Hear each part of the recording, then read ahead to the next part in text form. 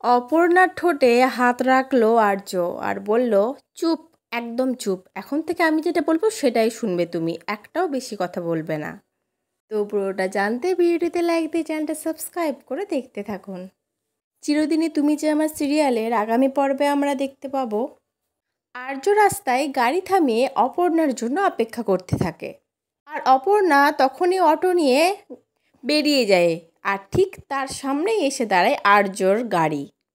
আর auto থামিয়ে অপর্ণা আর্যর গাড়িতে উঠে বসে, কারণ সে বুঝে যায় যে আর্য স্যার তাকে নেবার জন্যই গাড়িতে করে এসছে।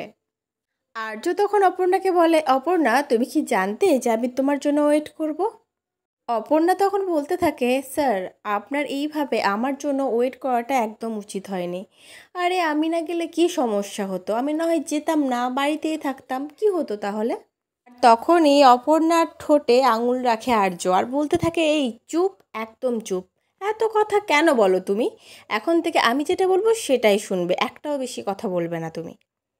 অনেক দিন পর আর্য অপর্ণার এরকম একটা রোমান্টিক সিন তোমাদের কেমন লাগলো বন্ধুরা, সেটা কমেন্টে জানিও। আর পরবর্তী আপনি তাড়াতাড়ি আসি, সঙ্গে থেকে সাথে থেকে চ্যানেলটা সাবস্ক্রাইব করে দিও। ধন্যবাদ।